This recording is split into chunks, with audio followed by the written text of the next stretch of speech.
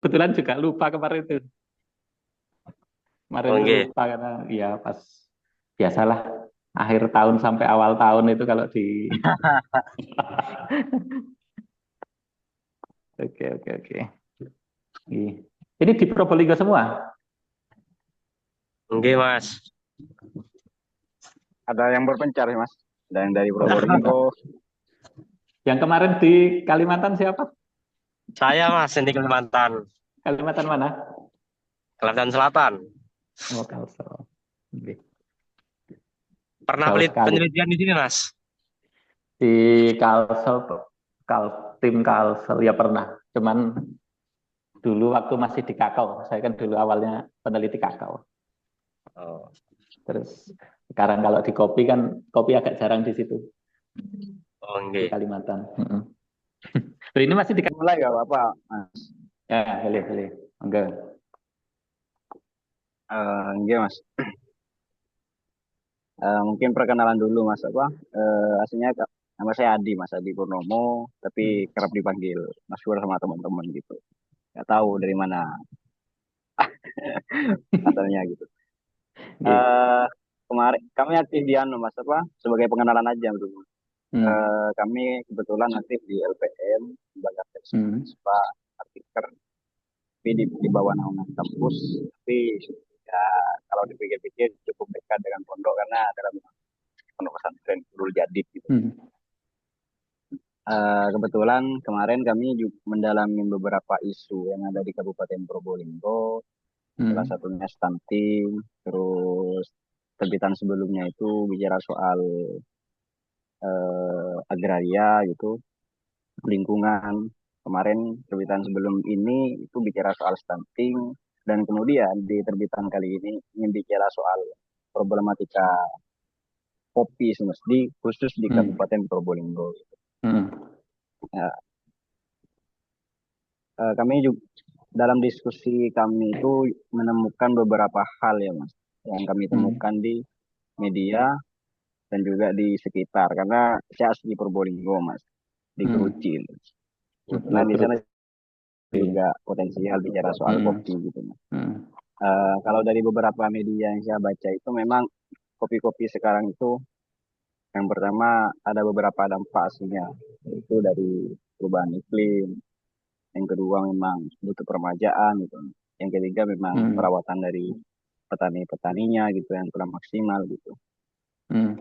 Di apa kalau di lapangan kami juga menemukan untuk mengkonfirmasi data-data yang ada di pusat dan media itu, kami mengkonfirmasinya di lapangan gitu. Ternyata Hmm. para petani juga mengalami problematika semacam itu, terutamanya di angka produktivitas kopi yang semakin menurun gitu. Hmm. Hmm. Itu sih Mas sebagai sebagai apa awalan dulu Mas. Hmm. Mungkin Hmm. saya ingin dengar juga profil sampean sebelum saya mulai beberapa pertanyaan yang akan saya sampaikan. Ya gitu sih. Oke. Oke. Oke. Baik. Oke. Matur nuwun Mas. Ini cukup menarik ya. Jadi memang kopi ini komoditas yang saya dulu waktu masuk ke sini itu tahunya ya kalau kopi ya ketemunya kebun aja gitu. Ternyata masalah kopi itu nggak cuman di kebun malah lebih banyak di kota ternyata akhirnya. Oke, baik. Nama saya namanya mirip seperti cewek ya, Fitria Yuliasmara gitu. Nah, biasa dipanggil Yulias ya. Saya agronomis di sini, peneliti agronomi, peneliti budidaya eh, dari UGM, nah, dari Jogja kebetulan. Oke. Nah, terus eh, di sini tupoksi saya ya penelitian tentang bagaimana menjaga produktivitas kopi. Jadi memang kalau zaman dulu membudidayakan kopi ya begitu, hanya hanya tradisional seperti itu. Jadi saya di sini mulai dari bagaimana memilih bahan tanam, memangkas, terus bagaimana menata kebun dan sebagainya dengan ala Indonesia, ala Brasil, ala macam-macam itu kita teliti semua. Dan alhamdulillah banyak juga mungkin ratusan teknologi kopi yang sudah ada di sini dan siap untuk diaplikasikan di petani. Nah, tetapi memang karakter khasnya untuk teknologi di kopi itu agak berbeda dengan misalkan padi atau kelapa sawit atau karet dan sebagainya. Jadi kopi itu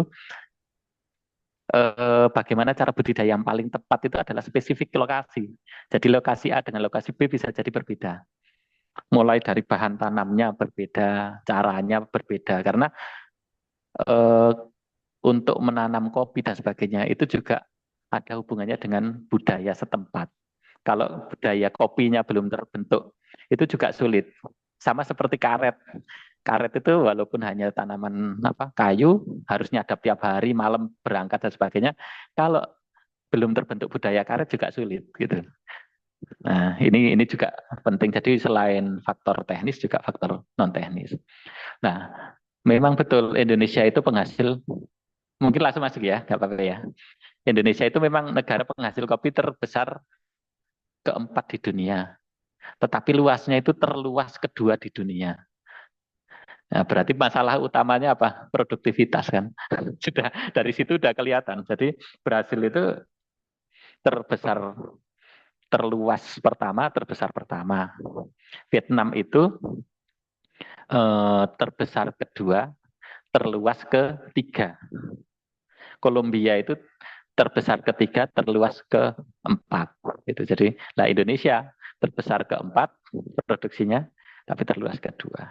Nah, apa yang membedakan dengan negara lain? Ya memang cara produksinya. Pertama seperti di Brasil, di Vietnam itu ada semacam produksi kopinya terlokalisir. Jadi mereka hanya di tempat-tempat tertentu. Jadi misalkan Brasil di Espírito Santo itu ya dataran tinggi itu saja. Terus misalkan Vietnam di Daklak, provinsi Daklak itu juga di situ aja. Jadi memang daerah itu diproyeksikan untuk nanam kopi gitu. Sedangkan di Indonesia berapa? 38.000 pulau. Tidak mungkin dilokalisir gitu ya. Nah, sehingga macam-macam ini. Nah, sehingga yang kedua kalau di Indonesia karakternya. Karena kopi ini panennya kan setahun sekali, sedangkan kebutuhan juga tiap anu sehingga kopi lebih banyak dibudidayakan secara tumpang sari. Baik itu dengan tanaman lain, komoditas lain, buah-buahan ataupun dengan kayu dan sebagainya. Sehingga kalau di lapangan misalkan kita tanya, Pak, punya kopinya berapa hektar? 2 hektar gitu ya. Terus nanti, Pak, punya tanaman sengon, punya berapa hektar? 1 hektar mas gitu. Punya tanaman kelapa punya berapa hektar? 1 hektar gitu. Seolah-olah dia punya 4 hektar gitu.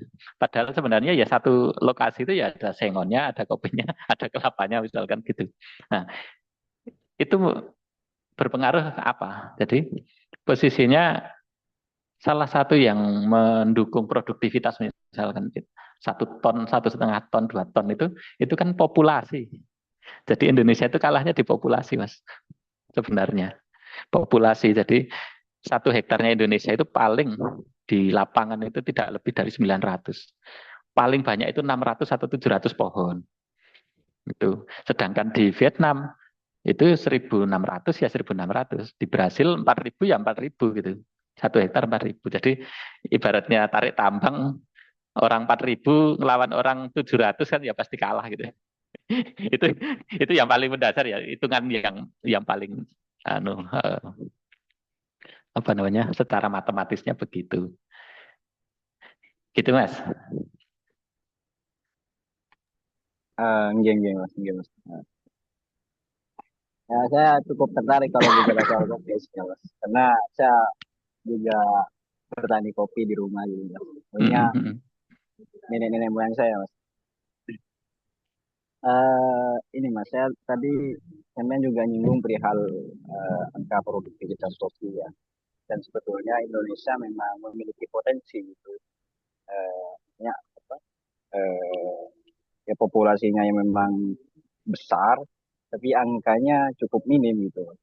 Tapi masih memiliki potensi gitu. Kalau kita melihat di Kabupaten Probolinggo sendiri itu Mas, kalau dari kacamata Sembilan itu, apakah Kabupaten Probolinggo ini memang memiliki potensi dalam budidaya tanaman kopi gitu. Karena kalau saya bandingkan dengan Bondowoso yang cukup cukup bagus gitu Mas. Tetapi kita lihat juga secara geografis sama aja gitu Mas, sama-sama lereng Argopuro gitu. Nah, saya ingin lihat potensi di Kabupaten Probolinggo. Menurut sampean sendiri itu bagaimana sih? Iya, nggih, nggih, matur nuwun. Jadi sebenarnya kalau saya lihat itu di daerah mulai Bondowoso, Jember, Lumajang, Probolinggo itu potensinya hampir-hampir sama, hanya beda beda lokasi ya. Jadi memiliki daerah dengan ketinggian yang cukup gitu dan sebagainya. Nah ini anu mungkin juga akan saya ceritakan sekarang itu ada pergeseran juga tingkat kesesuaian lahan, Mas. Jadi seiring dengan tadi perubahan iklim yang jenengan sampaikan di awal itu ternyata kalau dulu kita bilang tanaman kopi robusta misalkan, itu paling cocok di ketinggian berapa sih gitu. Bisa ditanam dari 0 sampai 1000 bisa. 0 mdpl sampai 1000 bisa. Tapi yang paling cocok berapa? Beberapa waktu yang lalu, mungkin satu dasawarsa yang lalu itu paling cocok itu di 300 sampai 600. Itu paling cocok kelas A-nya lah istilahnya. Tapi kenyataannya sekarang itu yang paling bagus di ketinggian berapa? 700 sampai 850. Ini bukti nyata dari pengaruh global warming. Jadi di 500 itu banyak yang sudah harus mengeluarkan usaha lebih untuk bisa mendapatkan produksi tinggi. Tapi di atas 700 bahkan sampai 1000 untuk robusta itu sekarang hampir tidak ada effort ya, tinggal tinggal ngasih pupuk dan sebagainya dan mangkas itu sudah lumayan pasti. Nah, sehingga kadang-kadang kalau di banyak di informasi online di YouTube dan sebagainya itu kan memperlihatkan ini kok bisa begini kok nanti bibitnya ditaruh di tempat saya kok berbeda ya karena itu. Jadi mereka biasanya menanam, saya sempat cek itu di beberapa yang ternyata ketinggian penanamannya sekitar 800. Dan saya juga cek di Bondowoso dan sebagainya, itu robusta di 800 memang bagus gitu. Termasuk eh, untuk anu Arabica. Dulu Arabica itu di 1000 sampai 1200 itu paling bagus gitu. Sekarang ternyata di 1200 sampai 1400, 1500 itu baru paling bagus. Nah, ini yang memang dampak nyatanya sudah sangat.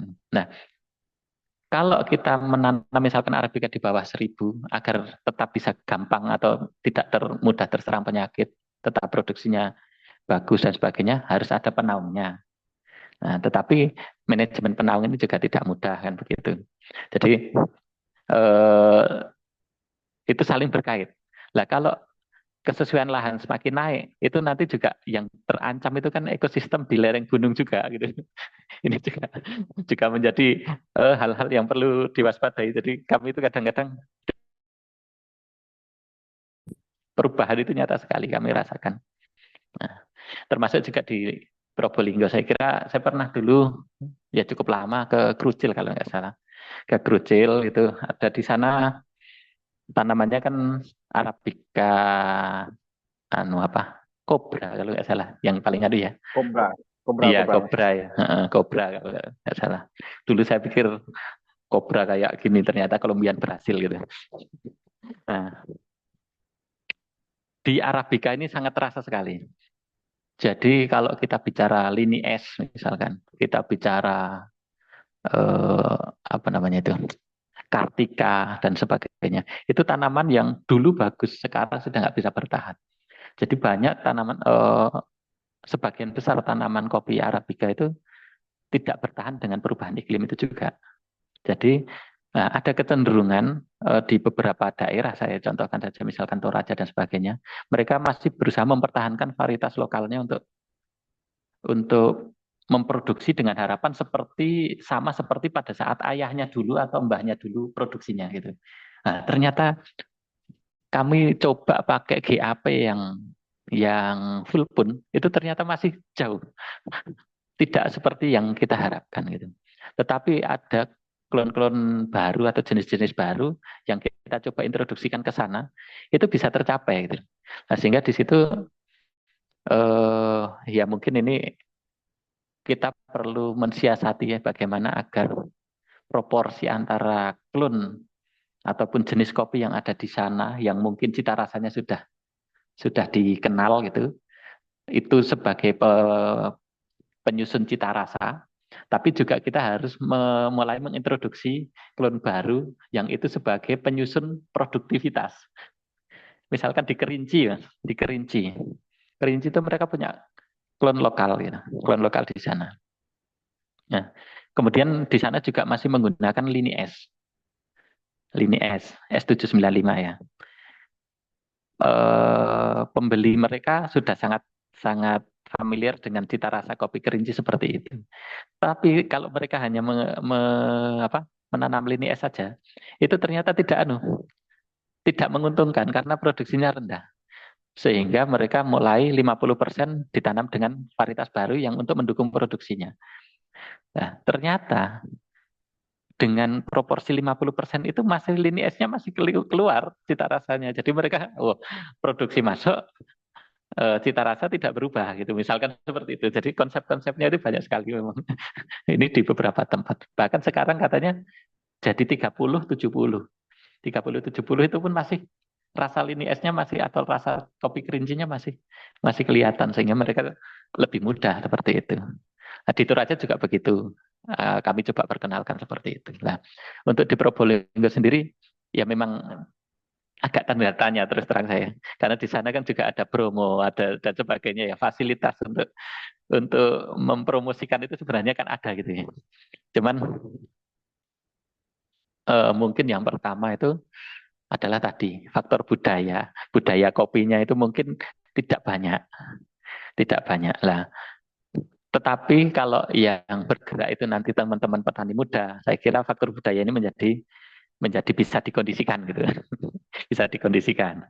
Tapi kalau kita berbicara budaya dengan generasi sebelum kita, memang pasti pasti cukup sulit itu. Nah ini pertama faktor budaya. Kedua juga namanya pengembangan itu juga tidak lepas dari peran serta dari pemerintah gitu ya.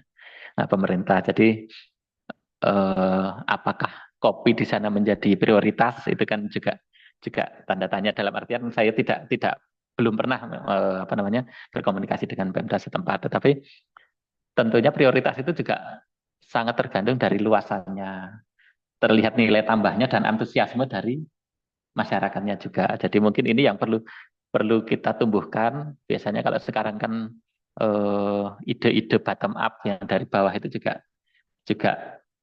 mudah diterima lah, mudah muncul ke atas. Jadi nanti mungkin bagaimana cara cara ininya saja tinggal. Nah, terus yang peran pemerintah itu sebenarnya ada satu yang cukup penting dan itu di Bondowoso pernah melakukan, di Pasuruan pernah melakukan, ini barusan ada Bupati Wonosobo ke sini, itu adalah bahwa sebelum mengembangkan itu perlu namanya baseline study.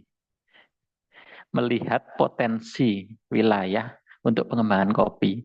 Potensi wilayah tidak hanya wilayahnya saja, tetapi juga bagaimana penerimaan masyarakat. Nah, penerimaan masyarakat di situ karena tadi kopi panennya juga musiman gitu. Nah, nanti di situ pertama tentunya kesesuaian lahan jelas masuk. Kedua, cara budidaya yang paling tepat. Kalau misalkan harus tumpang sari, nanti model natanya bagaimana?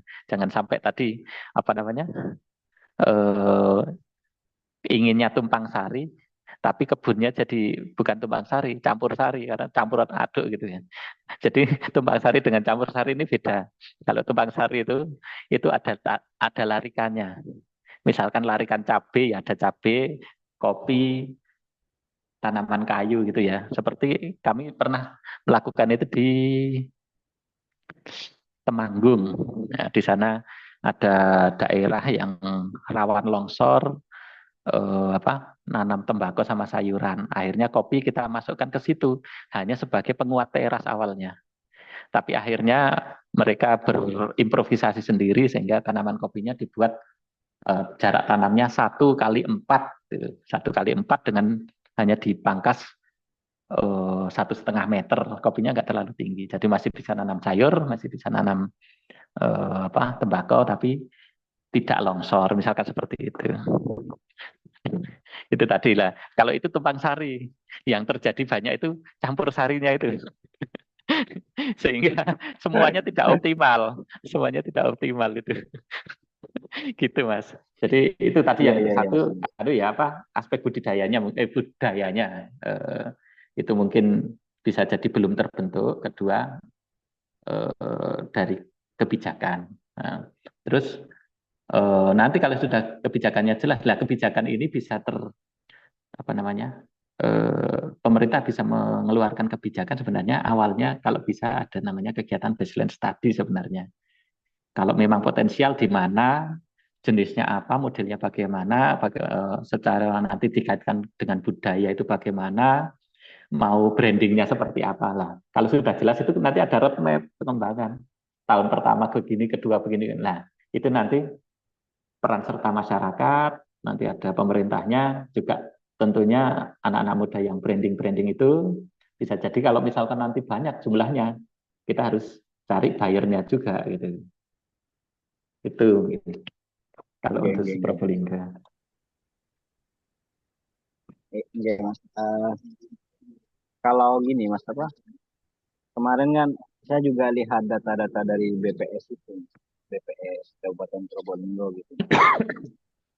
Dari beberapa kecamatan, ada 7 kecamatan penghasil kopi di Kabupaten Probolinggo. Tapi salah satu terbesar itu ada di 2 kecamatan, Kerucil sama Tiris. Kalau di Tiris memang dominan robustanya gitu Mas. Tapi kalau di Hmm. Kerucil lebih dominan arabikanya.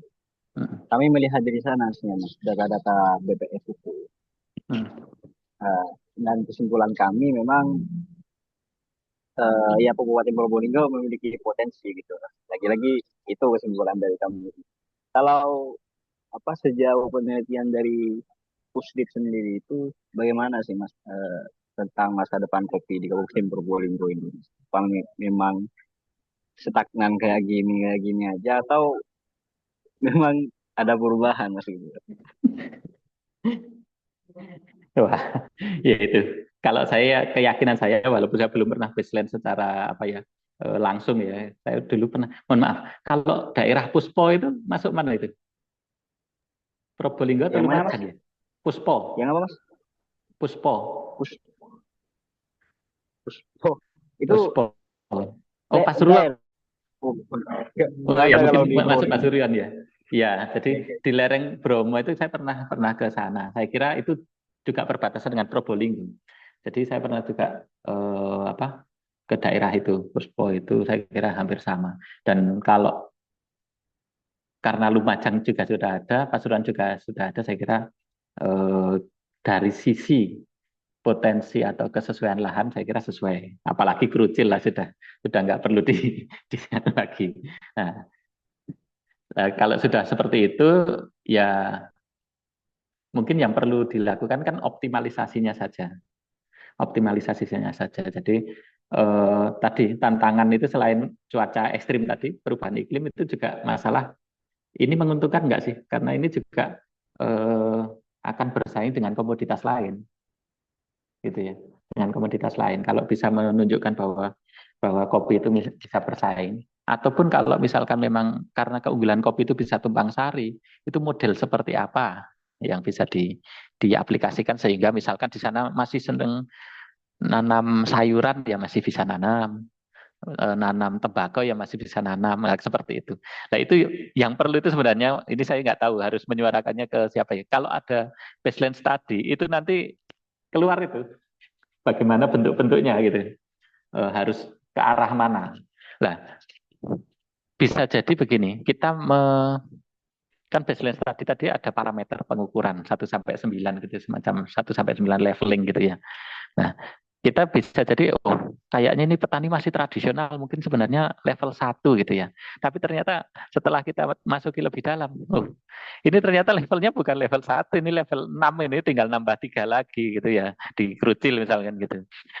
Ternyata misalkan di tiris walaupun sementara ini belum ada apa suaranya lah gitu ya. Ternyata pas dilihat, loh ini ternyata paling enggak sudah level 4 gitu kan. Jadi jangan sampai nah itu jadi mappingnya itu yang belum ada. Saya yakin teman-teman di kabupaten juga bingungnya itu karena tidak ada panduannya. Nah, kalau ada panduannya itu sebenarnya saya kira awal Bondowoso itu kan sebenarnya itu juga awalnya baseline dulu. Jadi daerah mana terus yang sudah budaya kopi sudah mendarah daging itu yang mana? Tentunya kan di sekeliling PTP tentunya. Akhirnya kita garapnya di situ kan gitu ya. Itulah Mas. Jadi saya kira kalau potensi Probolinggo sama dengan Bondowoso, dengan Jember, dengan Malang misalkan. Bahkan kalau saya lihat dengan Malang Selatan ya, Malang Selatan kan anu Robusta itu kan hampir sama model-model anunya apa alamnya, kondisi tentang alamnya itu saya kira juga sangat sangat mendukung lah itu. Tinggal tadi guidance bagaimana harus melangkah karena ada juga Mas sangat daerah yang sudah sangat pede bahwa ini petani saya sudah level 7 nih.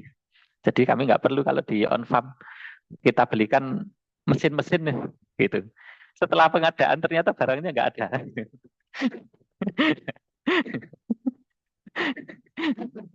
Itu. Itu Jadi banyak di rumah Mas kayak gitu katanya. betul. Jadi memang guidance dari mana, leveling kita itu ada di mana gitu. Kita bilang, oh ini ternyata klonnya ya nggak pas ini gitu ya misalkan bilang gitu. Ternyata bukan klonnya, cara pangkasnya misalkan. Cara pangkasnya jadi klon itu harus dipangkas model gini gitu ya ya kayak kita lah. Jadi eh, keunikan kopi itu teknologinya itu banyak sekali, sangat fleksibel. Jadi kalau saya ditanya teknologi mana yang paling baik itu bingung. Ya tergantung mau diaplikasikan di mana. Kalau misalkan jenengan misalkan tanya teknologi seperti apa yang layak yang paling baik diaplikasikan di kerucil misalnya gitu. Mungkin saya ada bayangan oh seperti ini gitu ya. Tapi kalau yang paling baik yang mana? Saya bilang Brasil gitu. Bisa jadi di situ tidak bisa diaplikasikan atau Vietnam gitu ya. Gitu. Jadi saya kira mungkin titik deadlocknya itu di situ. Belum ada guidance. Jadi misalkan daerah ini levelingnya sampai segini, yang perlu misalkan perlu regulasi atau bantuan dari pemerintah itu di daerah apa, di bagian ininya gitu kan. Ya karena kita kalau tentunya kalau misalkan mau kita bicara tentang pembangunan ya harapannya ya mulai dari nanam udah gitu. Nanti pas panen ada ini. Tapi kan itu kan butuh waktu 2 tahun, 3 tahun gitu ya. Kalau misalkan kita hanya wah ternyata perlu hanya intensifikasi aja gitu, sebentar gitu, mungkin 1 tahun sudah bisa bangkit kan gitu. Atau kombinasi misalkan. Mungkin itu Mas, potensinya bagus saya kira. Oke Mas, ini cukup menarik ini obrolan. Gini Mas, saya tertarik tadi Samian sering menyinggung perihal perubahan iklim eh, tentang kopi. Sejauh dari kacamata Puskit sendiri, khususnya Hamdan itu seberapa besar sih Mas dampak perubahan iklim itu terhadap tanaman kopi yang ada di Indonesia, ya terutama khususnya yang terjadi di Kabupaten Probolinggo itu Mas. Oke, baik.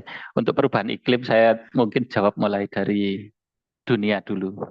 Jadi Brasil dengan Vietnam itu kan terimbas kemarin tahun 2023 itu frost, 2024 udara panas. Jadi 2 kali, yang satu ekstrim dingin. Jadi ternyata global warming itu dulu kan kita berpikirnya dia akan hanya tambah kering gitu ya, tambah hangat, tambah kering kan gitu. Sehingga Puslit pun dulu dalam mencari bibit-bibit kopi atau memuliakan tanaman kopi itu arahnya ke toleran kekeringan bisa diganti karena arah kita ke sana. Ternyata global warming itu bukan tambah kering atau apa, bukan tambah kering. Tetapi kalau yang sering itu jadi ekstrim. Kalau kering ya ekstrim kering, kalau basah ya ekstrim basah. Jadi sekarang kalau pas hujan ya hujannya kayak diguyurkan semua, kalau pas kering sama sekali nggak ada hujan. Nah, ternyata dengan posisi itu tidak banyak tanaman, tidak hanya di kopi ya. Jenis-jenis kopi itu yang tidak mampu bertahan. Nah, sehingga dampak pertama perubahan iklim itu ya pertama yang paling terlihat adalah banyak klon kopi yang dulu dikenal sebagai favorit gitu ya. Sekarang itu kalau mau membudidayakan perlu input produksi dan usaha yang sangat keras untuk bisa panen. Misalkan tipika gitu. Wah, kan sering bilang, wah kalau tipika harganya mahal, rasanya enak dan sebagainya. Tapi berapa banyak petani kalau misalkan semudah itu gitu ya. Berapa banyak petani yang bisa membudidayakan itu tipika misalkan. Itu karena apa?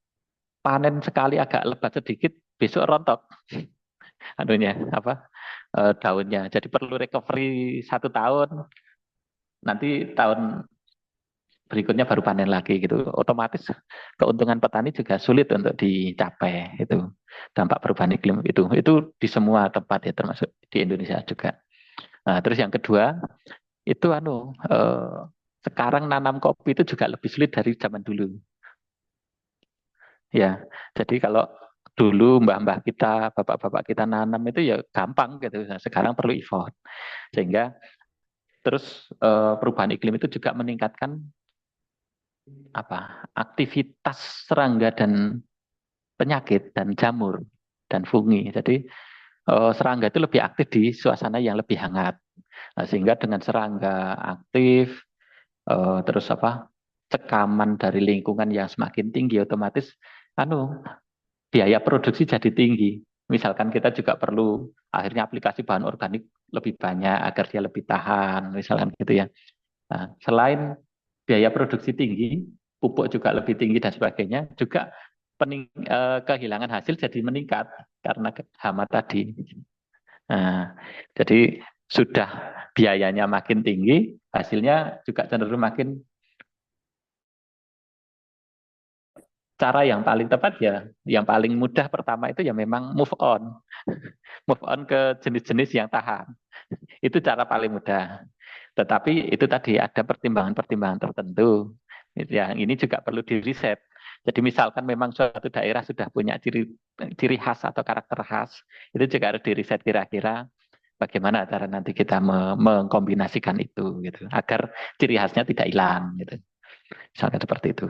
Nah, terus kalau saya kira di Probolinggo juga sama lah. Tadi saya sampaikan Brasil dan Vietnam itu sangat terdampak dengan perubahan iklim.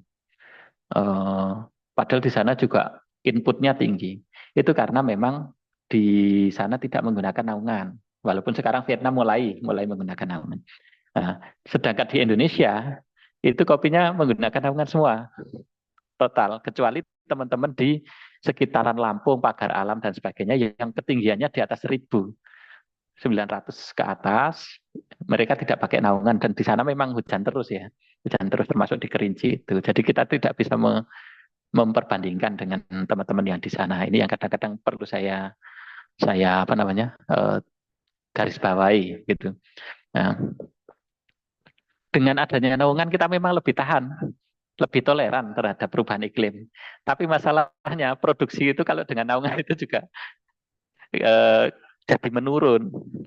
Jadi gini, potensi produksi kopi kita itu sebenarnya juga ada yang 2 ton, 3 ton sebenarnya. Kalau tanpa naungan. Nah, dengan naungan potensinya hanya menjadi sepertiga. Tapi sepertiganya itu sepertiga flat gitu ya. Misalkan naik turunnya misalkan 800, 1 ton, 1,2 gitu. Nah, kopi di bawah naungan yang tetap maksudnya seperti misalkan pinus, karet, sengon. Kalau pinus itu kisarannya itu kan 600-an green bean, 600 kilo green bean per hektar itu. Yang paling bagus ya kira-kira bisa 900, tapi paling banyak itu 400 sampai 600. Nah, kalau kita di bawah pinus menargetkan sampai 2 ton, itu juga cukup sulit gitu. Cukup sulit. Nah, terus misalkan dengan singon, kalau dengan singon masih bisa kita tata-tata gitu, bisa 1,5 masih oke, masih lumayan. Tapi kalau dengan pinus kan seperti itu. Dengan karet itu ya masih lah. Tapi kalau tanpa naungan itu eh, di Brasil maupun di Vietnam, kalau di Vietnam kan memang ada subsidi pupuk dan sebagainya. Di Brasil itu rata-rata itu perusahaan Jadi pada saat pupuk mereka sudah stok pupuk. Lah, sedangkan di Indonesia itu rata-rata kan, mohon maaf, petaninya kan petani tradisional. Untuk nyetok pupuk pas panen besar pun ya jadinya motor gitu ya. Pas panen raya pun jadinya motor gitu. Untuk menyisihkan pupuk itu sesok-esok apa jarilah gitu. Nah, itu yang juga akhirnya kami juga tidak berani, walaupun itu lingkungan itu mendukung untuk tanpa naungan, kami juga tidak terlalu berani ngomong di sini tanpa naungan aja gitu. Kecuali kalau petaninya memang petani yang agak juragan gitu. Pak, ini boleh tanpa naungan. Nah, kalau petaninya juragan, kami bilang, ya boleh Pak, tapi stop pupuk dulu gitu. Tapi kalau petani pada umumnya kami nggak berani gitu ya. Ini karena memang seperti itu. Nah, jadi perubahan iklim tadi terdampak ke semua. Jadinya tadi jalan pertamanya move on dari apa jenis yang lama tadi. Terus yang kedua menggunakan naungan, ya, menggunakan naungan. Terus yang ketiga ya diberi bahan organik dan sebagainya itu. Itu yang penting. Nah, saya kira kalau di ya Bondowoso, Jember, Lumajang, Probolinggo kan hampir sama. Karena di bawah naungan saya kira masih sangat toleran lah terhadap perubahan iklim. Itu Mas. Polanya hanya tinggal dioptimalisasi saja. Enggak mas, enggak mas. Nah, ini mas, ini kan kalau saya diskusikan kemarin sama teman-teman itu memang ada dampak dari perubahan iklim. Salah satunya memang ke angka produktivitas kopi. Itu yang paling dirasakan oleh petani kopi yang ada di Kabupaten Probolinggo. Kemarin ini mungkin hanya cerita saja dulu mas. Hasil kami turun di enam kecamatan itu rata-rata para petaninya memang menyampaikan bahwa ya produktivitas kopinya tahun kemarin ya, tahun kemarin itu menurun gitu. Kalau tahun sebelumnya juga menurun tapi nggak terlalu jauh katanya. Uh, karena kalau dari kemarin saya juga baca gitu, Mas, kalau dari laporan ILO kalau nggak salah itu bahwa memang ILO itu sudah mewanti-wanti dari tahun 2021 memang akan ada global warming, pemanasan global itu. Ya solusinya kepada beberapa negara penghasil kopi adalah naungan aslinya, naungan gitu. Itu yang kami baca, sebenarnya yang kami baca itu. Kalau apakah memang benar gitu Mas untuk mengkonfirmasi ini kan saya butuh orang yang memang kredibel bicara soal ini termasuk sampean itu. Apakah memang benar gitu bahwa peremaja angka produktivitas menurun itu memang salah satunya memang disebabkan oleh perubahan iklim ini gitu. Itu sih Mas. Oke, baik. Kalau produktivitas menurun jelas itu dia sebabkan perubahan iklim. Jadi tapi ada kecenderungan begini Mas. Misalkan tahun 2023 kemarin kan El Nino ini. El Nino. Jadi produksi yang turun drastis di 2024 itu di Robusta. Nah, di Arabica yang di atas 1.200 itu produksinya malah naik semua. Gitu. Nah, Robusta yang di atas 900 itu naik semua tahun ini.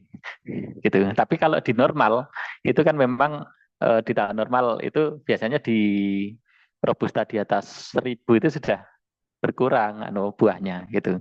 Tapi itu tadi sih yang saya tanyakan, yang saya katakan bahwa cuaca itu cenderung dengan global warming ini menjadi ekstrim tadi. Kalau kering ya kering banget, kalau basah ya basah banget itu. Nah, ini menjadi apa ya? Tantangan karena kalau kopi itu begitu kena kering, Robusta 2023 kena kering ya. 2024 sudah hancur itu apa produksinya untuk Robusta. Itu perlu recovery-nya kan 1 tahun. Jadi di 2024 itu kan 1 tahun, nanti baru akan membaik lagi di 2025 misalkan seperti itu. Jadi karena memang sifatnya musiman sehingga impact dari global warming itu terasa sekali kalau di kopi itu. Nah, demikian pula kalau lanina nanti kalau tanya ke petani kering sama hujan terus mending mana gitu pasti dia bilang mending agak kering aja gitu karena hujan terus, itu bunga kopi itu juga nggak jadi kopi gitu. Dia jadi kopeng lowo ataupun jadi daun kecil-kecil itu, sehingga benar-benar luar biasa lah.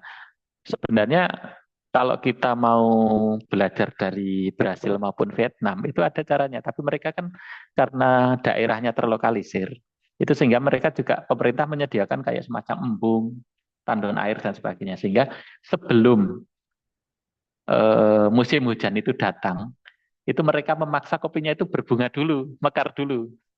Nah, kalau sudah mekar, sudah jadi kopi kecil gitu, mata yuyu itu mau 1 bulan penuh hujan terus ya nggak akan jadi kuping lowo gitu, ya pasti jadi kopi gitu.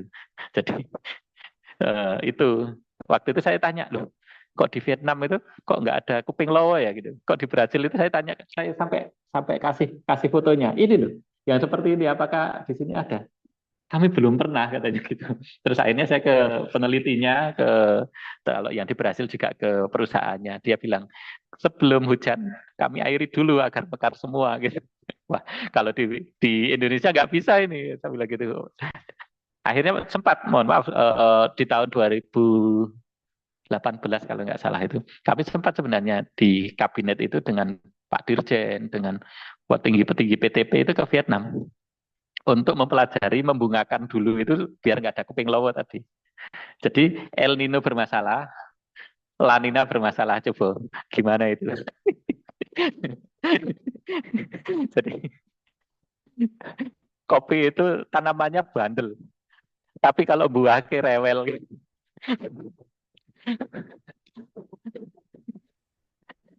itu. Kalau mateni wit kopi sulit, tapi buahkan itu wah gini ya.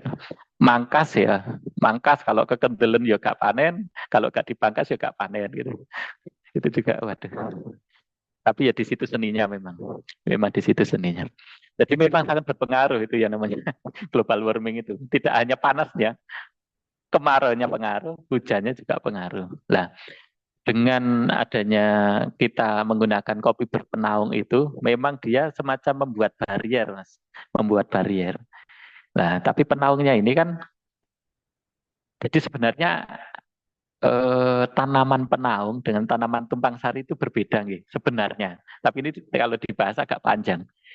Jadi tanaman penaung itu adalah tanaman yang ditanam bersamaan dengan kopi untuk bertujuan mencegah kekeringan pada saat musim kemarau dan bisa dipangkas pada saat kopi itu membentuk bunga. Nah, itu tanaman penaung. Jadi harus ada fase dia itu dipangkas total agar sinar matahari masuk. Karena kopi dalam pembentukan bunga itu butuh sinar. Tapi kopi itu karena tanaman C3, dia untuk bisa sehat itu butuh naungan. Nah, kalau di tempat naungan itu karena sehat, dia tidak akan membentuk bunga. Karena sehat dia manja kan. Maksudnya kalau tanpa cekaman dari lingkungan, tanaman itu tidak akan masuk ke generatif. Nah, itu seninya, itu penaung. Jadi penaung itu harus bisa dipangkas, suatu saat bisa nutup. Sehingga kan biasanya pakai lantoro, glirisidi, kreatin, dan sebagainya itu. Dengan harapan pada saat bentukan bunga bisa dipangkas. Nah, yang sekarang ada itu sebenarnya kan konsepnya bukan penaung, tapi tumpang sari, tanaman yang sama-sama diharapkan hasilnya. Nah, sehingga eh, kalau kita bicara kopi dengan penaung lamtoro, apakah menurunkan hasil? Tidak. Yang 2,5-3 ton ya bisa karena memang dipangkas, nutup, mangkas, nutup gitu. Tapi kalau yang dimaksud penaung itu adalah penaung yang ada di lapangan, yang di masyarakat, yaitu penaungnya misalkan apa tadi pinus, penaungnya nongko gitu ya, apalagi macam-macam itu yang tidak bisa dikelola tutupannya, ya pasti akan berpengaruh karena memang dia sifatnya kopi kalau tanpa cekaman, baik itu kering maupun sinar matahari itu produksinya pasti akan turun, tidak akan maksimal, itu akan sekitar ya sepertiga sampai setengah dari potensi produksinya. Ini Mas apa? Tadi sampai nyinggung perihal tumpang sari itu, Mas. Kalau eh, kalau di rumah kan aslinya kan ini Mas lebih dominan yang tumpang sari gitu. Berarti secara tidak langsung kalau tadi itu tanaman penaung, kalau pertanyaannya menurunkan angka produktivitas, itu apa terbantahkan sih kan Mas? Kalau gitu Mas, logikanya Mas. Tapi kalau Iya, iya. kopinya itu memakai konsep tumpang sari, berarti kan ada beberapa tanaman yang diharapkan oleh oleh petani gitu Mas. Kalau di rumah kan lebih ke pisang gitu Mas, terus alpukat. Itu secara tidak langsung kan menurunkan angka produktivitas kopi juga sih Mas, kalau gitu. Ya tadi tergantung. Tergantungnya begini. Eh, dalam satu lahan ada beberapa tanaman pasti yang terjadi kompetisi. Kompetisi itu kompetisi dalam menerima sinar matahari sama kompetisi mencari nutrisi di tanah. Kan itu ya, dan air juga gitu. Nah, kok untuk bisa agar semuanya optimal, itu berarti kan kompetisinya itu yang harus diturunkan. Nah, teknologinya sederhana sebenarnya. Kami sudah ada penelitian untuk menurunkan kompetisi itu. Kalau kompetisi di apa di tajuk itu dengan model siwing, mengurangi ranting-ranting ke kanan ke kiri sehingga di atas kopi itu mungkin sekitar 2 meter itu kosong, itu aman gitu ya.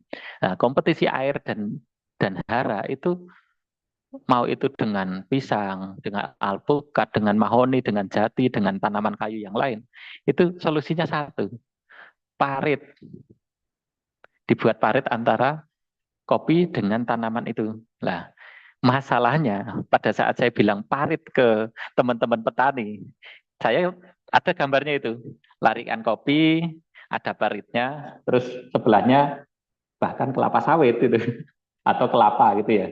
Nah, petani bingung semua. Terus sudah Pak, saya juga tahu, nggak usah bingung gitu. Jenengan kan bingung mau ngasih parit di sebelah mana. Wong kopi ini muter-muter, saya bilang gitu. Nah, ke, intinya apa? Sudah kelihatan kekurangan kita apa? Kekalahan kita dengan Brasil dengan Vietnam itu bukan di masalah klonnya, bukan tata caranya, tapi kita itu cuman kalah tidak menata sebenarnya. Kalah tidak menata sehingga teknologi semudah parit aja kita mau aplikasi di mana nggak tahu gitu. Dan sebenarnya kan kalau misalkan itu tertata itu kita bilang parit itu kan langsung oh ya tak parit aja selesai kan sudah gitu. Tetapi membuat parit saja sesulit itu. Makanya saya tadi bilang campur sari. Campur sari karena untuk aplikasi kultur teknis itu menjadi tidak bisa karena tidak ada larikan itu. Nah, sehingga kalau ada petani yang ke sini saya bilang pertama kali usahakan kalau ada kopinya itu yang menceng-menceng rodok ditegani Pak, diilangi saya bilang gitu. Cari pokoknya gimana yang caranya yang agak lurus-lurus. Tanaman lain juga begitu. Jangan sampai kalau misalkan nanti ada bantuan bibit apa pete misalkan gitu cuman masuk ke kebun dilihat ini sing paling selo sebelah di gitu terus ditanam di situ itu nanti tambah enggak karuan saya bilang gitu tetapi harus ada planning dari lahan itu lah itu yang menjadi kelemahan kita sebenarnya jadi teknologi kita banyak tapi kalau sudah dihadapkan dengan bahwa kenyataan di lapangan itu endi lari ani kopi iki apa gimana gitu konsepnya ini polanya bagaimana itu menjadi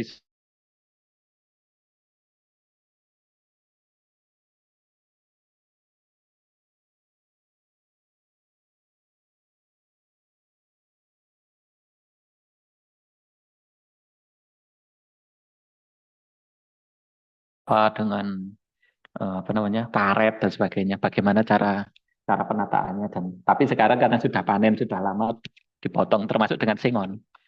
Kita ada namanya box system ada macam-macam itu. Jadi banyak sekali. Nah, tapi itu tadi itu adalah bentuk-bentuk penataan. Nah, kalau memang konsepnya lahan itu dibuka dari awal, misalkan nanti ada pengembangan dan sebagainya, ditata dari awal, itu akan sangat mudah. Tantangan kita kalau sudah ada tanamannya. Kalau sudah ada tanamannya ini baru baru menjadi tantangannya. Itu yang banyak di anu. Oke, iya, enggak mas, enggak mas. Kalau perihal produktivitas tadi itu mas, apakah tidak ada faktor lain gitu Mas yang menjadi penyebab angka produktivitas itu menurun gitu. Soalnya kami juga kemarin baca di Sumatera gitu Mas, kampusnya bukan hanya disebabkan oleh perubahan iklim, tapi butuhnya permajaan terhadap kopi gitu Mas. Nah, sejauh ini kalau dari kacamata sembilan itu apa aja sih Mas, penyebab yang menjadi turunnya angka produktivitas seperti itu Mas? Selain Oh. dari perubahan iklim. Hmm. Turunnya produktivitas tadi banyak terbelenggu oleh bahwa ini kopi ini bagus walaupun itu zaman dulu. Berarti apa? Bahan tanamnya. Dulu saya juga punya grain itu bagus sekali zaman itu. Tapi sekarang saya parkir di samping NMAX ya kita ya aduh gitu ya. Walaupun grain saya tiap hari saya cuci kayaknya juga ya keren NMAX gitu ya. Nah, seperti itulah kan. Jadi dulu bagus gitu. Tetapi apakah grain itu harus dibuang? Ya enggak, wong saya juga masih memelihara grain kan gitu. Ini hanya perumpamaan saja. Jadi bahan tanam. Bahan tanam pertama cari yang adaptif dan produktif. Produktif dan adaptif untuk lahan tertentu. Yang kedua tadi saya sampaikan pola tanam. Pola tanam yang itu harus bisa mengurangi kompetisi antar tanaman yang ada di situ. Oke. Terus yang ketiga itu selain pola tanam itu populasi. Jadi sebenarnya saya kadang-kadang gimana ya mau memang nyatanya misalkan beliau petani ini punya 2 hektar gitu ya. Tapi isinya itu ya cuman setara dengan 1 hektar gitu. Nah kalau itu eh, di data bahwa lahannya 2 hektar terus dianggap sebagai produktivitasnya, ditanya produksinya, maka produksi dibagi luas lahan, jadinya produktivitas pasti turun gitu. Dengan populasi kurang itu pasti kurang. Itu kita kalah di populasi. Jadi kita harus belajar menata atau mencari trik-trik agar populasinya bisa meningkat. Itu yang kedua. Terus yang ketiga, yang keempat ya sorry ya. Yang keempat itu ya perawatan, terutama pupuk. Pupuk ini. Jadi pemupukan ini juga perlu karena apa? Kopi terutama apalagi robusta ya. Robusta itu kan ruas itu kan sekali pakai. Jadi buah kopi robusta hanya akan muncul sekali di ruas yang sama. Jadi luas itu sekali pakai. Jadi paling satu cabang paling banyak kita gunakan hanya untuk produksi 3 kali. Berarti kita dan paling optimal hanya 2 kali sebenarnya. Nah, berarti kita tiap tahun itu harus menyediakan cabang baru sebagai penggantinya. Nah, kalau tanaman itu tanpa dipupuk, sepinter apapun tukang pangkas, ataupun senior apapun tukang pangkas nggak akan bisa mangkas kalau tanpa dipupuk. Kenapa kira-kira? Ya karena nggak ada cabangnya. Mau mangkas apa gitu. Nah, tukang pangkas itu baru bisa mangkas kelihatan keahliannya kalau cabangnya banyak. Jadi dia nanti bisa melakukan seleksi, melakukan pemikiran bahwa oh ini yang akan saya sisakan yang ini, yang akan saya pangkas ini. Ini terlalu panjang, harus begini-begini gitu. Kalau ada cabangnya. Nah, masalahnya kalau tanpa dipupuk, cabang itu juga malu-malu untuk muncul gitu. Sehingga teknik budidaya seperti pangkasan juga nggak akan bisa. Itu produk yang menurunkan produktivitas. Jadi bahan tanam, terus apa tadi tata letak ya, populasi, terus ya satu ini apa pemupukan. Gitu. Ya skill pangkasan juga sangat penting. Tapi tadi itu sebelum kita membicarakan pangkasan ya harus ada cabangnya dulu. Nah cabang muncul ya dengan itu. Nah pertanyaannya mungkin gini, arahnya nanti bahwa kopinya kan sudah tua. Gitu. Apakah dipupuk itu akan respon gitu kan ya? Biasanya kan gitu. Nah, kami ada penelitian. Jadi agar kopi itu bisa responsif dan aktif pertunasannya lagi, walaupun kopi tua, itu yang pertama kali harus dilakukan adalah pemutusan akar, rejuvenasi akar atau aktivasi akar. Nah, caranya dengan apa? Kalau di tempat kami biasanya namanya menggunakan rorak atau gendang gandum. membuat kayak lubang di tanah itu panjangnya sekitar 1 meter, lebar 30 cm, dalamnya 30 sampai 40 cm gitu kan. Itu nanti digunakan untuk naruh pupuk organik, tapi fungsi pertamanya adalah motong akar. Nanti akar yang sudah kadung stagnan itu, yang sudah sampai mana-mana, terpotong, dia akan membentuk akar baru yang lebih aktif dalam menyerap nutrisi. Nah, kalau sudah aktif menyerap nutrisi, atasnya nanti tunasnya akan muncul lagi. Jadi agak percuma juga kalau misalkan kita hanya nyemprot-nyemprot di atas gitu tanpa aktivasi akar, akan sulit. Jadi eh, kadang-kadang ya gitu. Jadi yang di arah atas ternyata yang di treatment harus bawah gitu. Eh, itu intinya seperti itu. Kalau perihal permajaan itu Mas gimana Mas? Oke. Permajaan itu ya kalau saya sih bisa bilang itu pisau bermata dua. Karena tadi saya sampaikan, nanam baru itu juga sulit sekarang. Lah, kalau kita sudah punya kopi yang sudah ditanam di situ lebih baik, kita menggunakan cara rejuvenasi. Vietnam juga melakukan itu. Jadi tapi harus tanamannya juga masih sehat ya. Kalau sudah tidak sehat ya mau nggak mau harus. Nah, makanya saya tadi bilang permajaan pemenuhan populasi itu bisa dilaksanakan bersama-sama. Jadi pada saat kita punya bibit, kita lihat, sebenarnya ini ada space, tapi karena tanaman kopinya terlalu besar, sehingga jadi nggak ada space. Nah, pada saat itu kopinya digorok saja, terus jadi ada space, nanti di situ ditambahi populasi dengan harus ada larikan tadi. Nah, setelah itu nanti tunas-tunas barunya, tunas-tunas baru dari yang sudah dipotong itu kan akan muncul tunas baru. Nah, ini tergantung apakah tunas baru itu klonnya cukup bagus atau tidak. Kalau bagus ya tinggal dirawat saja. Nanti dimulai dari awal kayak kayak bibit baru. Tapi kalau misalkan itu tunasnya itu tidak bagus, itu ya berarti tunas itu harus disambung dengan bibit yang bagus gitu. Nah, sehingga kadang-kadang begini, program pemerintah misalkan bantuan pemerintah itu kan saya sering bilang gini, misalkan kita pemerintah hanya bisa menyediakan 10.000 bibit. Anggap 1 hektar 1.000. Berarti kan kalau 10.000 hanya 10 petani gitu, anggap saja begitu ya.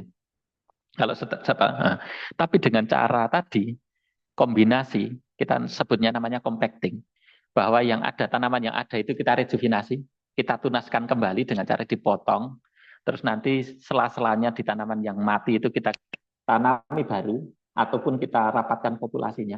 Bisa jadi 1 hektar itu hanya butuh sulaman ataupun bibit itu 300 bibit gitu ya.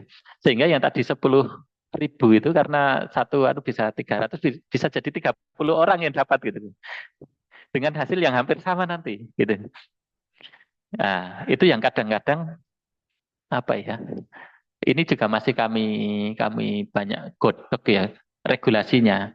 Apalagi kalau itu menyangkut nanti apa namanya dengan pemerintah, karena ternyata beda beda istilah pun itu juga beda kalau di pemerintah. Itu kan namanya rehabilitasi tadi yang dipotong itu, rehabilitasi atau rejuvenasi. Itu berbeda dengan replanting.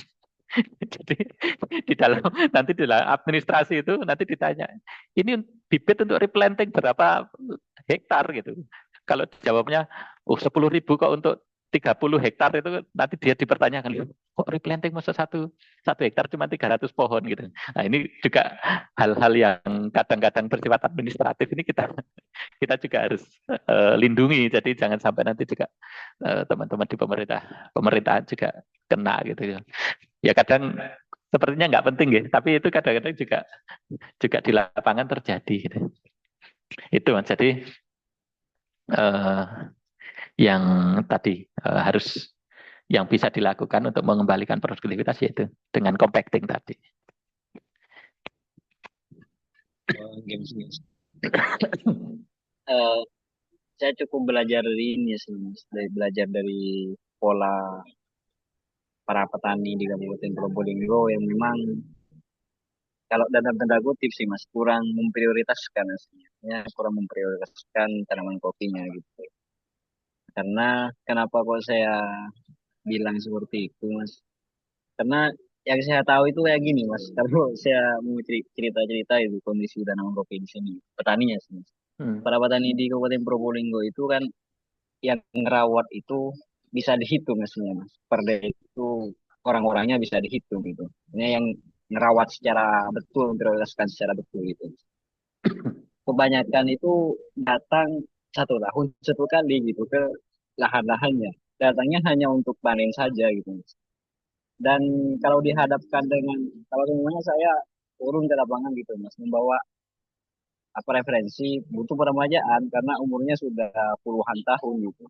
Ya mereka bilangnya "Tuh, ini sudah turun temurun gitu, harus dijaga gitu. Ah, untuk menghilangkan apa ya Mas, budaya semacam itu memang cukup sulit kalau di sini aslinya Mas. Ah, itu salah satu yang saya temukan di lapangan sini. Ah, ya betul kata sampean tadi itu apa budaya kopinya memang masih belum kental gitu Mas di sini gitu. Itu yang saya pikirkan sejak awal sih, Mas, untuk mengangkat kopi di Kabupaten Probolinggo. Tapi selain itu Mas, saya ingin bertanya juga sih Mas perihal eh, bahwa di Kabupaten Probolinggo secara geografis tadi sampean menyampaikan itu agak sama ya, sama gitu Mas, secara geografis Kabupaten Bondowoso dan Lumajang gitu.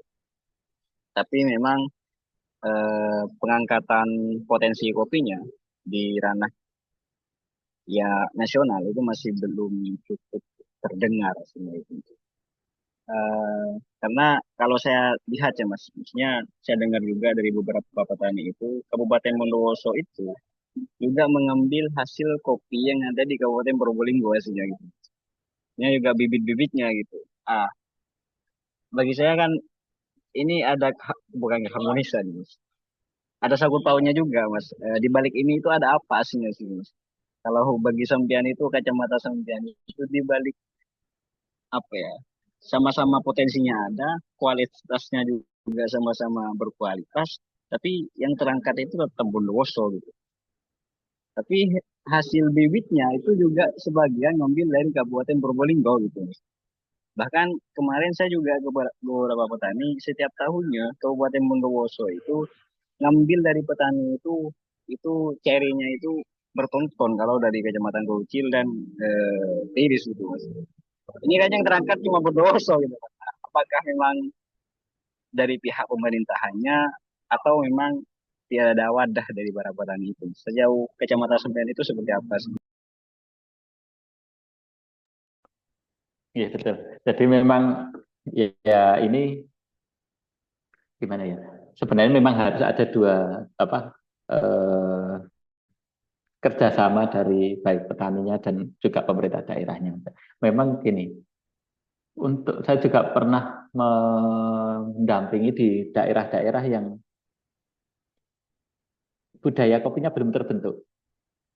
Nah, yang kami lakukan saat itu adalah kebetulan kami ketemu dengan petani-petani muda yang relatif muda gitu ya. Kemudian dia bersemangat bahwa oke, saya mau coba nanam kopi dan sebagainya dengan cara ya ada yang nanam baru, ada yang juga sudah tanaman tua gitu. Intinya mereka minta didampingi untuk membuat semacam demplot. Demplot yang itu memang mohon maaf kalau di sana bilangnya ini cita-cita kami ini dalam waktu 3 tahun kami harus naik ke kebun ke kebun ini naik pajero Pak. Nanti biar ditiru gitu. Maksudnya kalau ada yang sukses itu kalau petani pasti niru gitu. Nah, mungkin mungkin jenengan sebagai petani di sana juga sekaligus coba nanti dibuat semacam demplot atau apa gitu, sehingga di situ menunjukkan bahwa kopi itu memang secara ekonomis menguntungkan.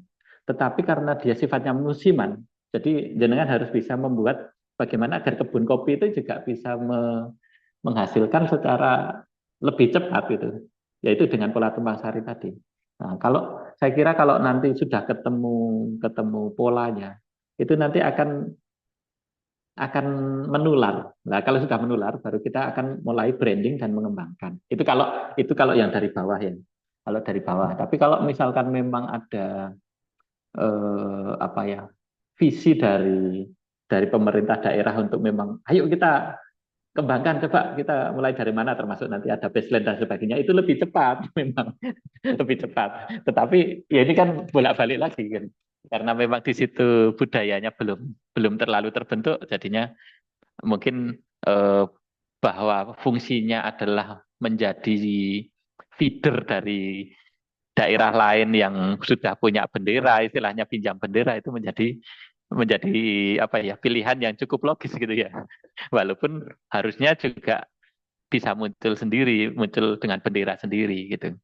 Nah, kalau menurut saya yang pertama perlu dilakukan adalah menarik minatnya dulu dengan membuktikan di blok-blok tertentu bahwa saya bisa. Di Bondowoso pun sebenarnya juga sempat turun apa animonya menanam kopi itu turun dan sebagainya karena di bawah pinus kalau sudah sekian belas tahun atau sekian puluh tahun juga menurun. Nah, kemarin kami juga nyoba coba kita pangkas, nggak keluar cabang penggantinya. Waduh ini kelenger ini saya bilang. Nah, akhirnya kami minta izin ke perhutani, Pak, kalau misalkan kami pupuk apa boleh gitu. Akhirnya kita dapat template pemupukan dua dua apa namanya 2 hektar itu. Ternyata kopi-kopi yang di bawah hutan itu kalau kena pupuk sedikit-sedikit itu langsung seger ternyata. Nah, akhirnya dari yang biasanya itu produksinya 400, 500 gitu ya. Kemarin itu setelah kita rutin pupuk walaupun pupuknya hanya seperempat dosis ya. Seperempat dosis anjuran gitu ya. Maksudnya seadanya gitu gitu. Karena memang ini di lahan perhutani gitu. Itu ternyata bahkan sempat mencapai 900. Jadi hampir 1 ton gitu. Nah, ini juga ada hal-hal yang bisa coba diterapkan hal yang kecil-kecil seperti itu sebenarnya. Dan itu perlu bukti. Tapi begitu setelah ada satu demplot itu, ternyata mau dikai rongsak itu 1 hektar kok buahnya kok sekian bisa peningkatannya sekian. Akhirnya mereka juga berpikir, oh, rongsak urea itu kan cuma segitu itu. Akhirnya dia juga beli rongsak ya tak nyetok aja. Karena kalau misalkan kita bicara bicara misalkan secara ideal kan butuhnya kan juga bersak-sak gitu.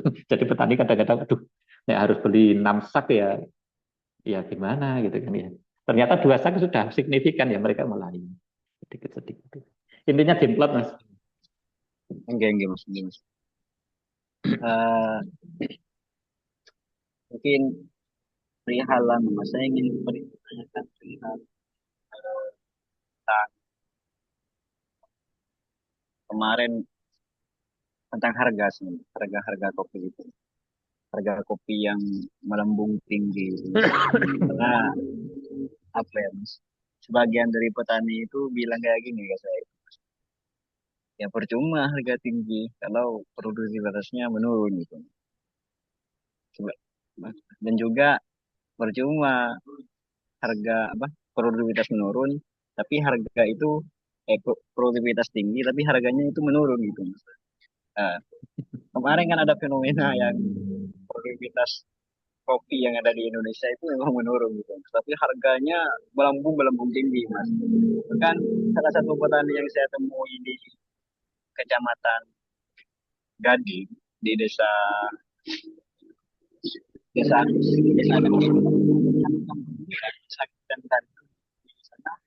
ya di tahun 2019 itu dari ini Mas, dari pohon 400 pohon bisa menghasilkan 500-an kuintalasnya kalau dia sampaikan kemarin. Tapi di tahun ini itu nggak nyampe 10 kilo katanya.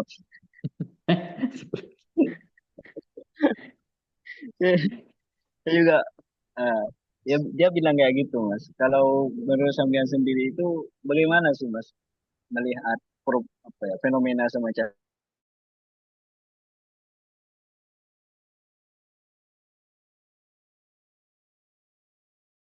Dari kopinya sendiri ini memang bukan tanaman yang misalkan dia terbengkalai lama, terus langsung di treatment saat ini, panen tahun ini gitu, bukan.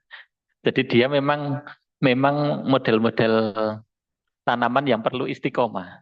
Nah, sedangkan posisi bukan hanya petani kita, BUMN kita aja tidak istiqomah. Jadi begitu harganya nggak masuk gitu, itu ya juga dibiarkan gitu ya. PTP lah contohnya seperti itu. Sekarang bingung, waduh harganya tinggi, pengennya gimana ini harus dipupuk berapa agar produksinya naik gitu kan, tanya ke kami. Nah, saya bilang ya kalau dipupuk sekarang yang meningkat tahun depan bukan tahun ini. Gitu. Jadi jadi memang bukan bukan komoditas yang apa ya yang bisa cepat recovery itu dari tanaman kopinya. Terus juga tadi dari model apa secara sosio culture itu memang dan juga secara ekonomi tentunya ya eh, komoditas dengan harga kurang menarik pasti perhatiannya juga kurang. Itu memang seperti itu. Tetapi eh, keuntungannya kopi itu adalah dia bisa direjuvinasi tadi sebenarnya. Terus dia bisa juga di apa dikembalikan dengan hanya memberi pupuk, tapi kan berarti kan modal dulu. Tadi yang saya sampaikan, dia dari 500 kilo sampai 10 kilo, berarti kan di situ yang bermasalah kan cabang produksinya. Cabang produksinya menghilang itu. Nah, jadi walaupun Pak petani yang punya lahan ini jago pangkas, mau mangkas, mangkas apa? Karena cabang produksi nggak ada. Nah, cabang produksi nggak ada itu berarti apa? Tanahnya pasti tidak pernah diolah. Tanahnya bantat, akarnya itu menjadi apa pasif. Nah, tadi yang saya apa sampaikan, jadi itu perlu olah tanah, dikasih pupuk, nanti akan keluar cabang baru gitu. Nah, cabang baru itu yang menjadi tempat buah. Jadi seperti itu ya. Ya, memang banyak yang cukup menyesal lah gitu ya dalam artian agak gregetan gitulah biasanya tak openi kok kemarin juga pas nggak saya openi gitu. Ternyata kok harganya naik. Nah, ini ya sekarang baru mulai ngopeni lagi, buahnya juga banyak, tapi kita ya berdoa bersama lah, jangan sampai harganya terutama robusta itu turun lagi, turun seperti dulu kan sekitar 30 lah sampai 35, sekarang kan bisa 70 80. Saya kira kalau robusta itu masih di atas 45 berdasarkan hitungan kami itu petani itu masih untungnya masih lumayan. Apalagi bisa di atas 50 gitu. Karena robusta lebih mudah cara memproduksi tinggi. Kalau Arabica kan harganya relatif stabil. Itu ya ya itu pisau bermata dua itu Mas. Karena memang responnya agak lama kopi itu. Oke, Mas, oke, Mas. Mungkin ini saya ingin tanyakan perihal perihal pemerintah, Mas. Tapi ya saya masih belum paham mestinya, Mas. Apakah Puslit itu juga kredibel bicara soal ini atau seperti apa? Gitu. Tapi kalau memang nggak bisa dijawab, jawaban nanti.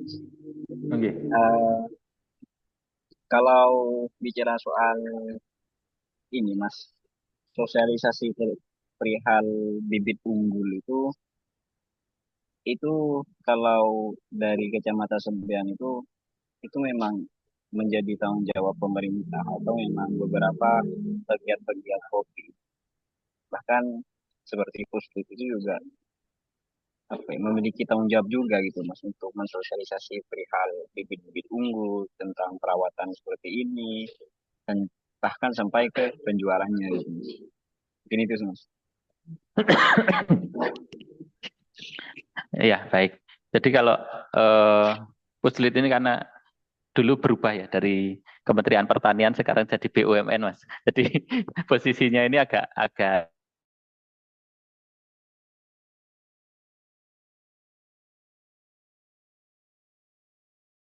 ya, siasat itu karena stakeholder kami kan petani, daerah dan sebagainya. Kita ada eh, bisnis gitu. Jadi seolah-olah tidak ada perubahan walaupun statusnya berubah sebenarnya. Kalau sudah masuk BUMN kan ya tahu sendiri kira-kira yang dilihat itu apa kan gitu ya profit pastinya. Nah, tapi kami masih ada divisi penelitiannya yang itu biasanya kita gunakan juga untuk melayani apa ya istilahnya pembangunan atau ya pembangunan kopi dan kakao di seluruh Indonesia lah. Biasanya tapi begini, kami tetap kalau masuk ke satu daerah itu biasanya tetap di yang istilahnya ada yang undang gitu. Yang undang biasanya ya dari pemerintah daerah, misalkan kayak Malang, kayak Lumajang itu continue memang seperti Bondowoso juga juga continue seperti itu.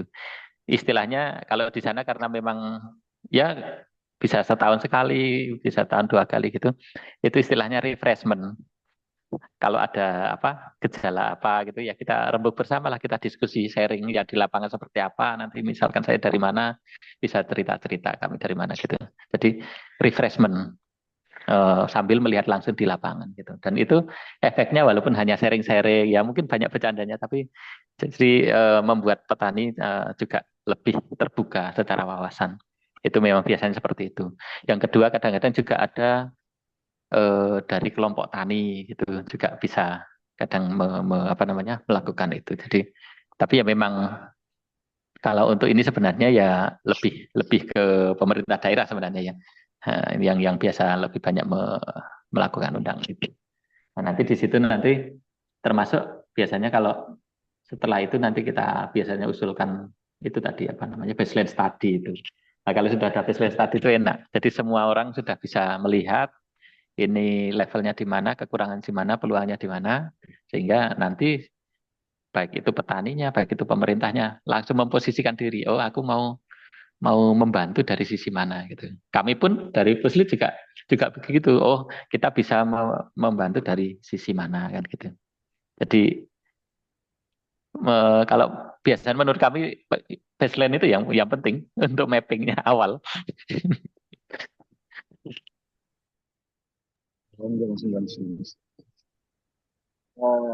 Berarti secara tidak langsung apa ya antara puslit pemerintah daerah dan juga para petani itu ya saling bermitra lah kira-kira seperti itu ya Mas. Ya, betul. Jadi harus ada kerjasama. Kadang-kadang juga kita bisa memanfaatkan CSR dari perusahaan ataupun yang banyak bergerak itu sebenarnya ini Bank Indonesia. Bank Indonesia itu yang banyak di mana-mana. Jadi Bondowoso itu Bank Indonesia ini juga gerak. Malah Bank Indonesia Jember itu malah ke Bondowoso dulu itu lebih unik lagi itu. Puslitnya di Jember tapi kantornya Bondowoso dulu gitu. Ya, termasuk juga di Pasuruan saya kira Bank Indonesia juga juga cukup di sana, cukup aktif di sana. Mungkin kalau nanti ada teman-teman di sana bisa apa namanya sharing itu tentang itu bagaimana caranya. Kan di Malang kalau nggak salah yang di Pasuruan itu. Jadi Bank Indonesia yang di Malang itu lebih lebih aktif ke Pasuruan waktu itu, setahu saya. Itu. Jadi ada yang bisa diakses lah. Anu. Lihat harga ada di itu Mas. Kalau dari kacamata sampean sendiri Mas, apakah harga yang tinggi tapi probabilitas menurun dibandingkan dengan harga yang rendah tapi probabilitas tinggi gitu Mas. Kalau bicara soal kesejahteraan para petani ya sih, Mas, itu lebih apa ya Mas? Lebih sejahtera mana gitu Mas? Kalau bicara soal kesejahteraan. Oke. Kalau lebih sejahteranya itu saya kira ya hampir sama saja itu kurang semua itu kurang semua. Tetapi kalau kita berpikir secara psikologis petani, kita kan melihat hope, harapan. Jadi kalau kita melihat psikologis secara positif, itu pasti akan lebih menguntungkan harga tinggi produksi rendah. Karena nanti yang akan menjadi faktor pembatas adalah apa yang bisa dikerjakan petani. Jadi meningkatkan produktivitas itu adalah tugas petani kan gitu. Tapi harapannya ada, oh harganya tinggi gitu. Nah, tapi kalau produktivitas tinggi, harga rendah, itu secara psikologis itu petani akan bilang gini, duh aku wis duwe akeh entuk sakmene. Itu menekan, Mas. Jadi untuk bahkan kami pun sebagai kadang semacam penyuluh ya, itu untuk memberikan motivasi ke orang yang sudah produksinya tinggi, pas harganya rendah itu akan kehabisan kata-kata. Tapi kalau kalau kita harganya tinggi, terus produktivitasnya rendah, itu kita akan banyak kata-kata apa motivasi dan trik-trik yang bisa kita tularkan. Nah itu kalau menurut pendapat pribadi saya seperti itu. Jadi arahnya adalah psikologi secara positif itu adalah harga tinggi dulu. Karena nanti PR-nya adalah sesuatu yang itu tergantung petaninya gitu. Dia bisa mengusahakan itu pasti. Gitu Mas.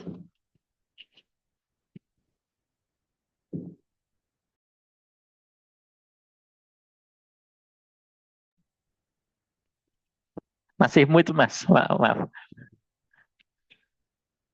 Halo, masih mute anunya. Nah, Ya lupa Mas. Ini mungkin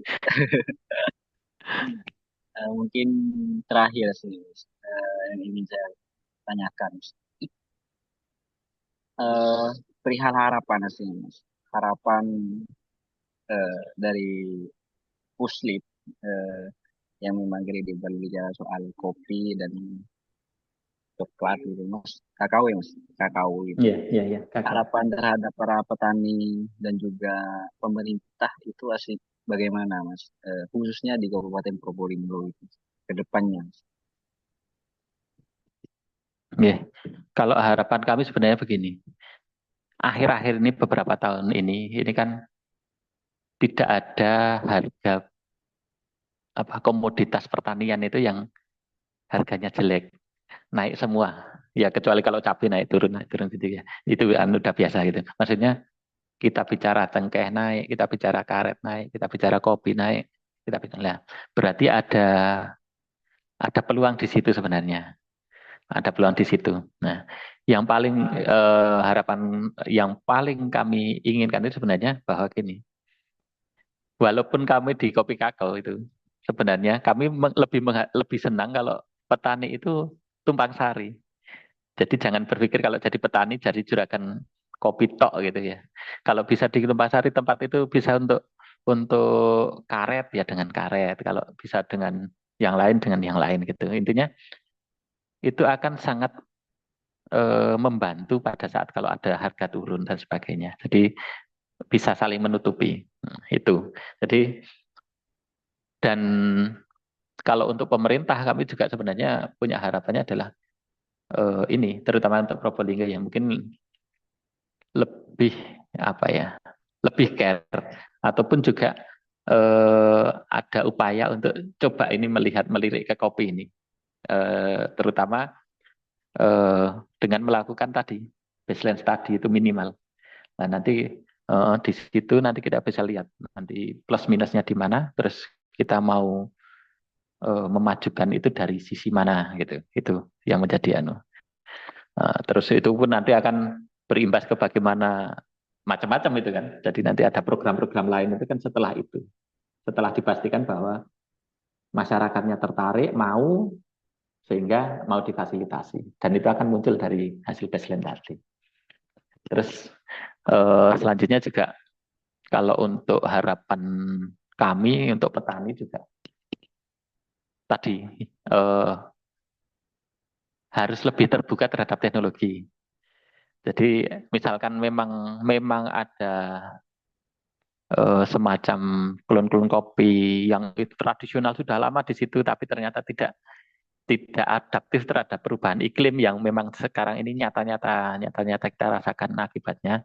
Kita mulai move on lah, mulai coba yang baru. Tapi kita dengan juga mengusahakan yang itu juga jangan itu dihabiskan juga, tapi kita juga berusaha mengkombinasikan antara yang baru dengan yang sehingga kita bisa tetap bersaing secara ekonomis, pendapatan juga tetap tinggi, tapi kita tidak kehilangan identitas mungkin seperti itu. Ya, mungkin itu aja mas yang harapan kami. Ya Mas, ini, Mas. Nah, mungkin itu aja dulu Mas.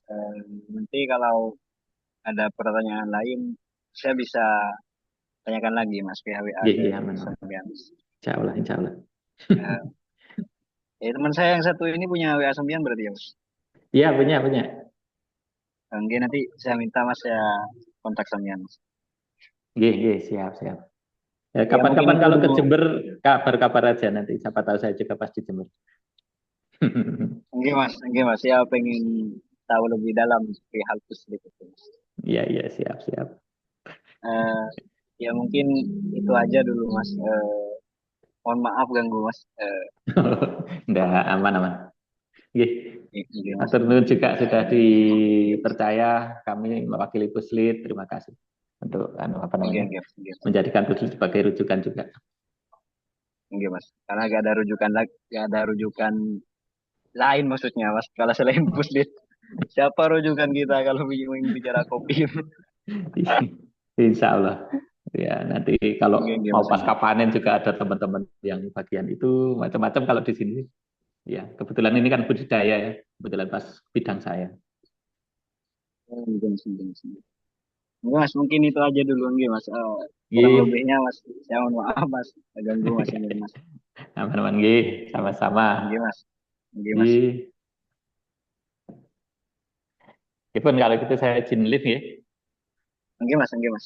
Ya, ya, ya. Matur nuwun. Assalamualaikum. Waalaikumsalam warahmatullahi wabarakatuh. Sampai ketemu lagi. Nggih, nggih Mas. Nggih.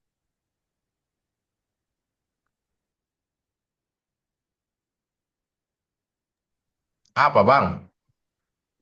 Kok tedung, tedung, Bun. Enggak, nggak kok mulai kelar anu nggak bisa angin ngaki. Rekam, Bun. Mari rekam lah. Mare, saba nengi di mare, YouTube ko siapa? Maksudnya YouTube, tak rupa Anda aja lebih dapet. Masa tak YouTube pribadi bang? Masa tak mau dipublikkan? Ya juga, Bor. Hah? Ah, Hah? apaan, Pur?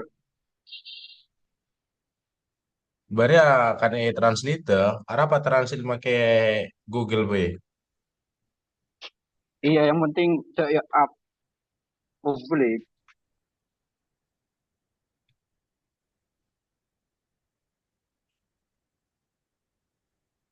Jangan, jangan up publik, Pur. Iya, Aman, Wian. aman. Dikit like kere malinga, grup. Oh, ya, oke, oke, siap lah. Iya Pak lah, ini, Pur. Di mana Pak ini, Pur? tadi sinyal aja. Ya, lah, Pur. Ya, lah, Pur. Oke, lah, Pur.